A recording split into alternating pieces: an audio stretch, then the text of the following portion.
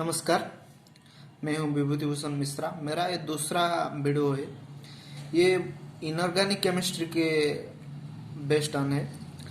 So how can you determine the fluorine NMR spectra in fluxionality molecule. So what is फ्लक्शनैलिटी?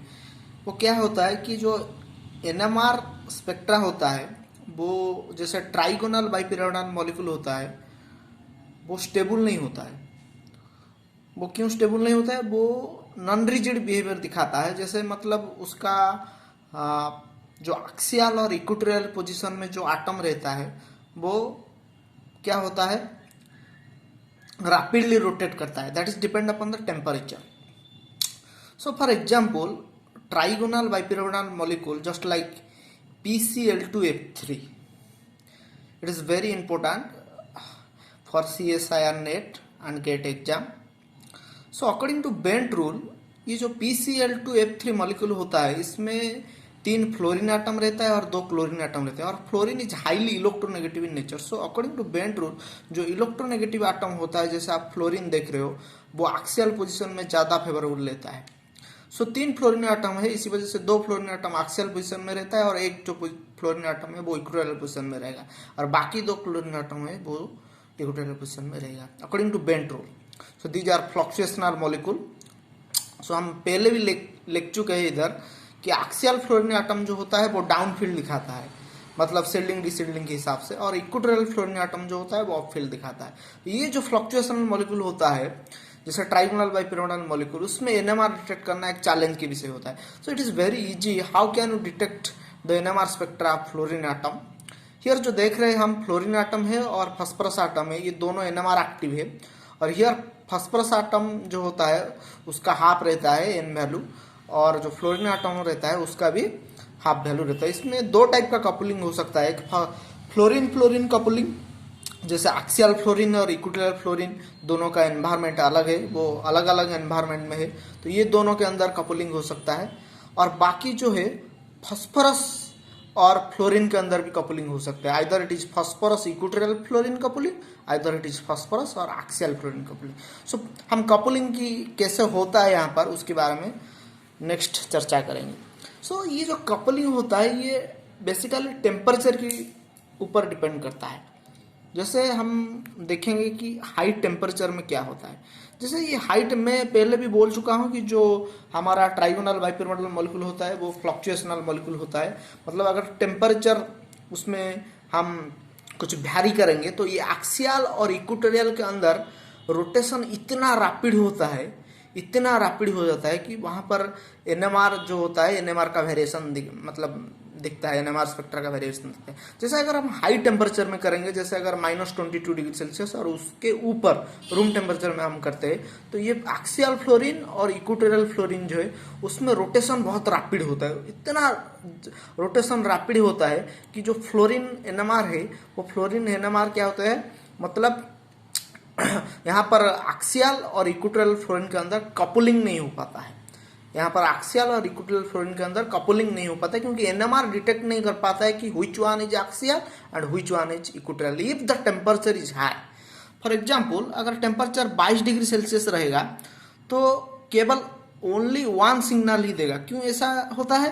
क्योंकि यहाँ पर axial और equatorial fluorine जो होता है वो रैपिड रोटेशन इतना होता है इन दोनों के अंदर कि हमारा एक्सियल और इक्वेटोरियल के अंदर कपलिंग नहीं हो पाता है। तो only this 3 fluorine atom are in same chemical environment, are consider as a same chemical environment if the temperature is high. इसका मतलब टेम्परेचर अगर बहुत ज़्यादा होगा तो एक्सियल फ्लोरीन एटम और इक्वेटोरियल फ्लोरीन एटम, ये दोनों फ्लोरीन एटम को हम एक ही एनवायरमेंट में कंसिडर करेंगे। इसका मतलब ये फ्लोरीन एटम ओनली फास्फोरस के साथ coupling करेगा। These 3 fluorine atom consider as a one at a high temperature and it is only coupling with phosphorus. That is phosphorus के साथ अगर coupling करेगा तो मतलब क्या होगा, फॉर्मूला के हिसाब से 2Na+1। इधर फास्फोरस और फ्लोरीन कपलिंग पॉसिबल हो सकता है क्योंकि मैं पहले भी बोल चुका हूं कि एक्सियल और equatorial fluorine atom is consider as a single due to rapid rotation. Axial equatorial fluorine coupling is not possible, so it is possible only, the coupling is possible only in between the fluorine atom that is axial and equatorial both are considered as a single. So coupling is possible in between the fluorine atom and phosphorus atom. So यहाँ पर fluorine phosphorus coupling हुआ, मतलब 2Ni plus 1, here N is 1 because 1 phosphorus atom इधर present है, तो 1 और I value phosphorus के लिए कितना होता है, हाफ होता है, प्लस 1, सो 2. इसका मतलब यहाँ पर ओनली 1 सिग्नल देगा और वो क्या देगा, डबलेट देगा. अगर हम लो टेम्परेचर का आता है, अगर लो टेम्परेचर को चलाएंगे -143 डिग्री सेल्सियस और उससे लो, यहाँ पर क्या होता है, रोटेशन कम हो जाएगा. That means the rapid rotation between the axial and equatorial fluorine atom does not takes place. That means NMR consider these two fluorine atom as a axial and this fluorine atom as a equatorial. So here two type of coupling will be takes place. That means for axial fluorine atom is different and for equatorial fluorine atom is different because your rapid rotation is not takes place at a low temperature. अगर rapid rotation नहीं हो रहा है तो दो type of fluorine NMR मतलब इधर दिखा जाएगा, एक axial के लिए, एक इक्वेटोरियल के लिए. सो अगर इधर एक्सियल के लिए क्या होता है, इधर एक्सियल 2 फ्लोरीन एटम है, तो अगर 2 एक्सियल फ्लोरीन एटम इधर रहेगा तो इसके लिए क्या होगा, मतलब डबलेट ऑफ डबलेट होगा. क्यों डबलेट ऑफ डबलेट होगा, क्योंकि इधर 2 एक्सियल फ्लोरीन एटम जो है ये पहले इक्वेटोरियल फ्लोरीन एटम के साथ कपलिंग करेगा और फिर फास्फोरस के साथ भी करेगा. तो पहले अगर वो फास्फोरस के साथ कपलिंग करता है तो मतलब 2Ni plus 1, N कितना है, फास्फोरस 1 है, तो मतलब 2 × 1 × N के लिए कितना 1 डाल दिया, I के लिए हाफ डाल दिया, प्लस 1, ये फास्फोरस के लिए हो गया. फिर इक्वेटोरियल फ्लोरीन एटम कितना है, सिंगल है, तो इक्वेटोरियल फ्लोरीन एटम के लिए फिर वही 2Ni plus 1, N के लिए इक्वेटोरियल फ्लोरीन एटम 1 है, तो 2 × 1 × 1/2 plus 1, that is equal to 2 × 2, मतलब डबलेट फॉर फास्फोरस के लिए और doublet for equatorial fluorine atom के लिए. इसका मतलब वो क्या देगा, doublet of doublet. Then comes to equatorial fluorine atom. Then comes to equatorial fluorine atom.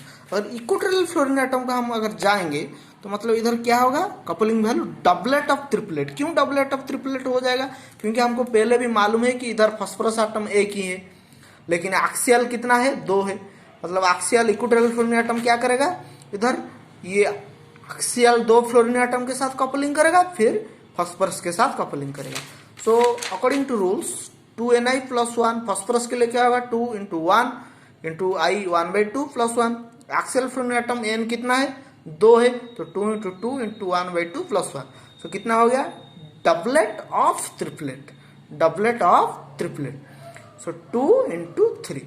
So this is very important question, always coming in NET exam. So मैं इसको खींच रहा हूँ अच्छी तरह से, आप लोग मतलब देख सकते हैं, इसको नोट भी कर सकते हैं, जूम करके नोट भी कर सकते हैं.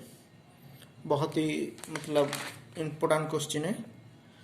और ये जो एक्सियल इक्वेटोरियल वैल्यू, ये मतलब ये बुक में बहुत अच्छी तरह से दिया है, ये वैल्यू देख लीजिए, इधर से भी पढ़ सकते हैं आप जूम करके, ये बहुत ही ज़बरदस्त दिया है. और ये बुक आप देख सकते हैं, fundamental of concept of inorganic chemistry bye Asim के दास, ये बुक है. ओके,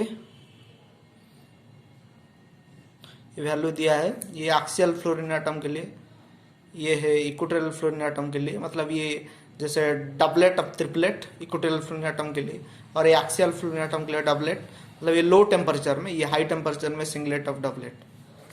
तो मैं पहले भी बता चुका हूँ कि एक्सियल फ्लोरीन एटम जो होता है वो डाउन फील्ड होता है और इक्वेटोरियल फ्लोरीन एटम होता है वो अप फील्ड होता है.